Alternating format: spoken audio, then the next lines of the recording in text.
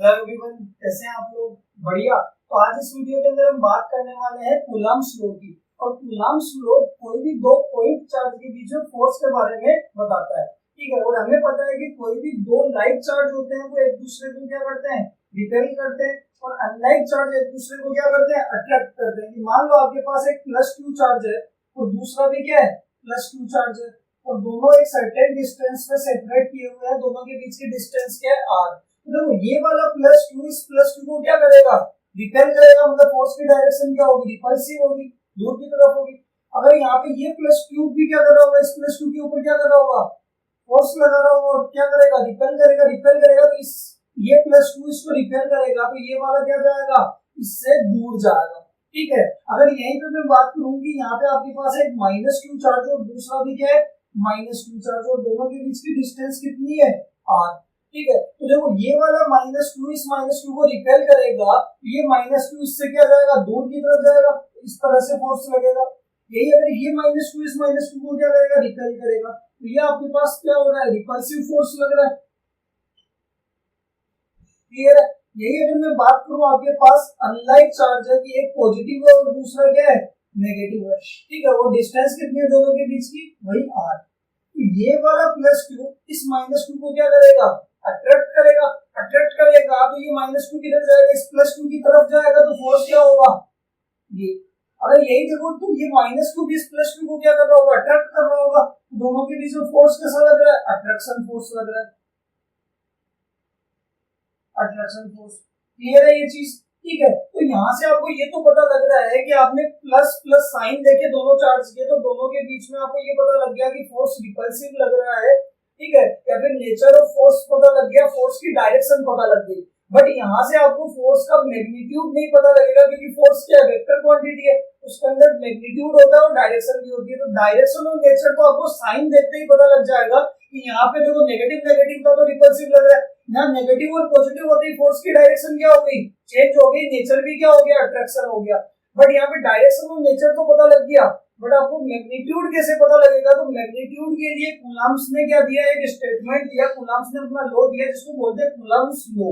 ठीक है, और उस फोर्स का मैग्नीट्यूड हम कूलम्ब्स लॉ से निकालते हैं। तो देखो कूलम्ब्स ने क्या बताया उसके बारे में बात करते हैं।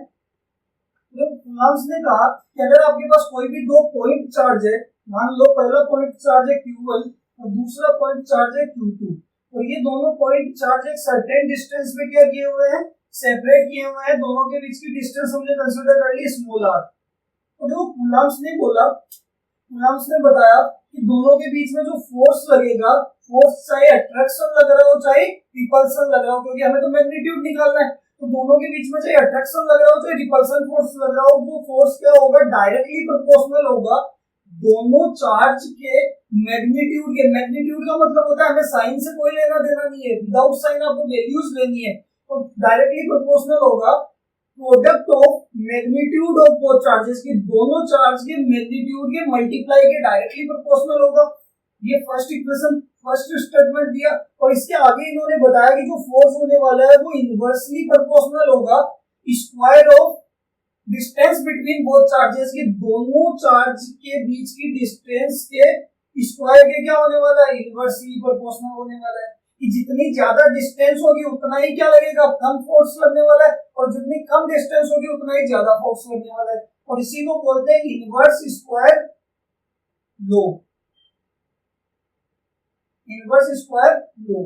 ठीक है, तो यहां से अगर हम स्टेटमेंट की बात करें कूलम्ब्स लॉ की, तो इन्होंने क्या स्टेटमेंट दिया, it states that the force of attraction और repulsion between two point charge bodies. तो आपके पास कोई दो पॉइंट चार्ज बॉडी है और दोनों के बीच में क्या लग रहा है, अट्रैक्शन और रिपल्सन लग रहा है, तो is directly proportional to the product of magnitude of their charges.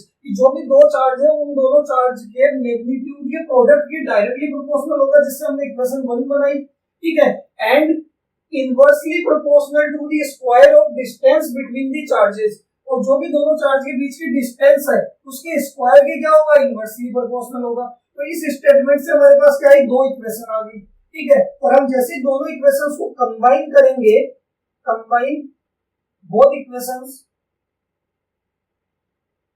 देखो लेफ्ट हैंड पार्ट सेम है तो हम कंबाइन करेंगे तो हमारे पास बन जाएगा f is directly proportional to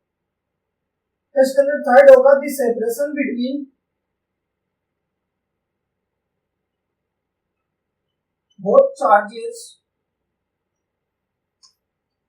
should not be very large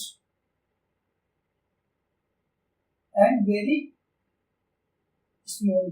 देखो इसका मतलब समझते हैं कि दोनों के बीच में डिस्टेंस ना तो बहुत ज्यादा हो और ना ही बहुत कम हो, क्योंकि देखो समझना कि अगर हमारे पास फोर्स का फॉर्मूला है K Q1 Q2/R², और हमने चार्ज कैसे लिया, हमने चार्ज लिए पॉइंट चार्ज Q1 और Q2, ठीक है। पॉइंट चार्ज के लिए आप देखोगे तो डिस्टेंस अगर आपके पास बहुत ज्यादा बड़ी है तो वो नियरली इक्वल टू किसके हो जाएगी, क्योंकि पॉइंट के लिए तो 2 मीटर 3 मीटर भी क्या होती है, इनफाइनाइट के लिए बराबर होती है, 100 मीटर क्या होती है, इनफाइनाइट के बराबर होती है। तो अगर आप यहाँ पे देखोगे डिस्टेंस बहुत ज्यादा है तो वो नियरली इक्वल टू क्या होगी, इंफिनिटी।